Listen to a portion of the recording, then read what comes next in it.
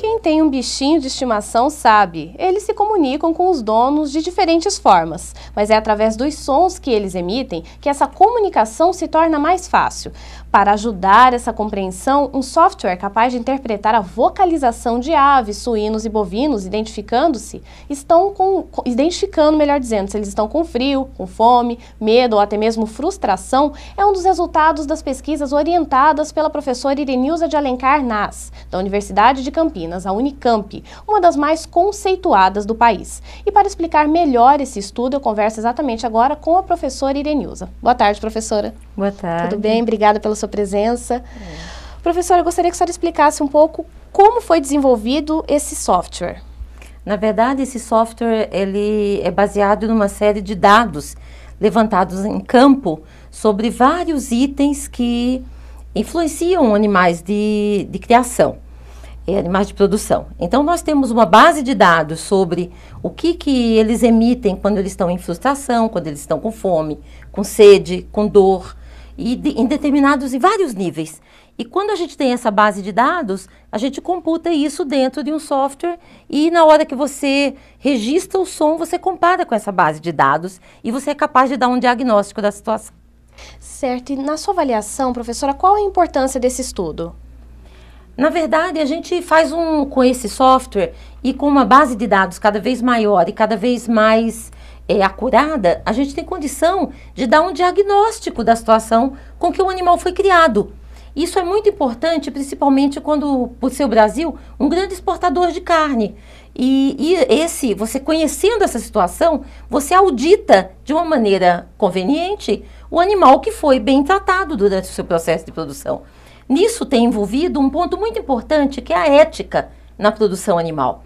O animal vai se transformar em carne, mas ele não precisa sofrer durante o processo. Esse é o entendimento que se tem hoje nos grandes debates que se tem na União Europeia, que é um grande comprador brasileiro, que em outros países desenvolvidos, esse debate é muito grande hoje em dia. No Brasil ele ainda está um pouco atrasado, a gente precisa desenvolver mais nesse setor, para poder se tornar mais competitivo internacionalmente. Agora, professora, houve algum resultado que tenha sido interessante, algo que possa ter sido mudado através desse resultado do estudo do software? Nós aplicamos isso já em empresas que exportam. Ele é viável, ele é uma tecnologia que já está sendo usada a nível de campo, mas melhorar essa base de dados é fundamental para que a gente consiga melhorar o desempenho do software. Isso é fundamental. Não só para suínos, como nós já temos uma base ampla. Inclusive, eu sou professora visitante convidada da Universidade Federal da Grande Dourados, e lá eu tenho uma aluna de mestrado que está se dedicando a esse assunto. Ela tem levantado outras informações com relação a ações de animais em outras fases de produção, diferente das que eu estudei anteriormente. Isso vai agregar valor e vai agregar mais conhecimento ao software para que ele fique mais acurado e consiga identificar várias situações de estresse, várias situações de frustração, de medo, de dor. E com isso a gente conseguir diagnosticar a forma com que o animal foi produzido de uma maneira mais adequada e dar fazer uma auditoria funcional e sem precisar do homem lá. Você faz isso de maneira automática. E de que modo que ele funciona exatamente? Como que ele analisa? Qual é o contato dessa tecnologia com o animal em si? Na verdade, ele escuta o som do animal.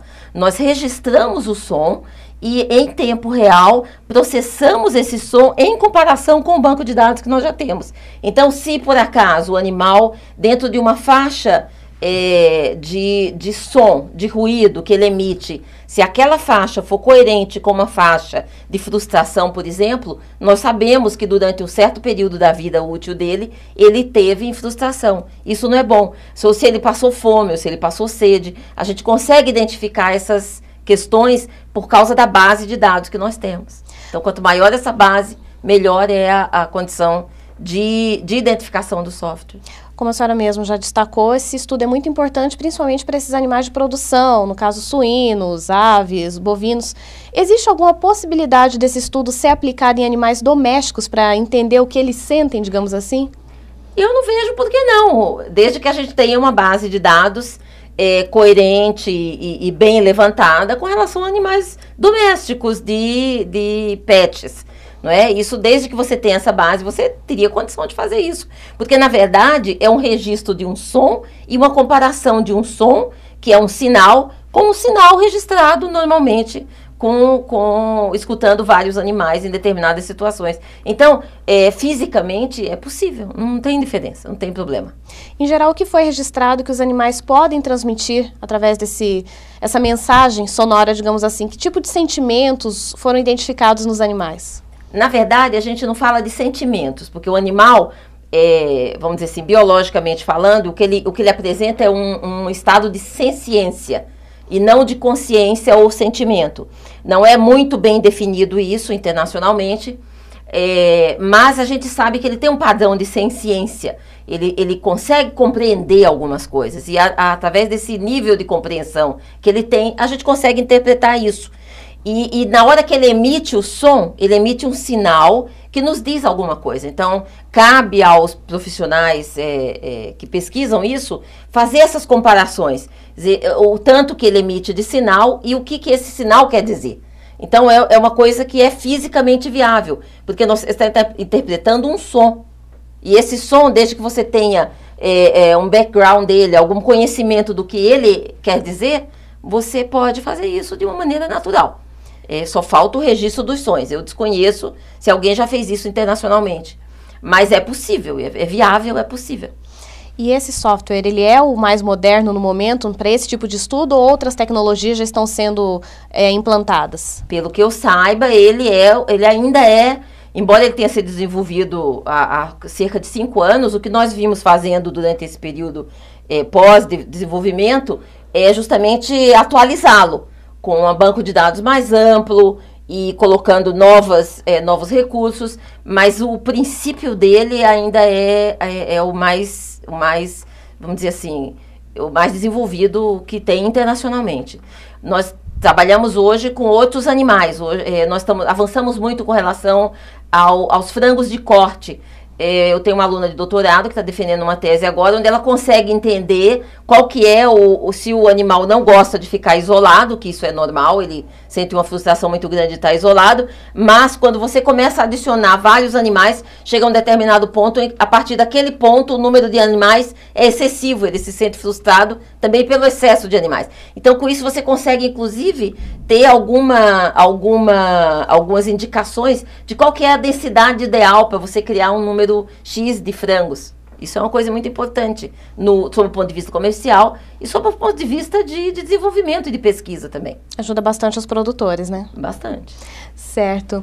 Eu acabei de conversar com a professora Irenilza Naz, que nos falou um pouco sobre essa comunicação com os animais através dos sons. Professora, mais uma vez, obrigada pela sua presença aqui. Eu que agradeço a boa oportunidade. Tarde. Boa tarde.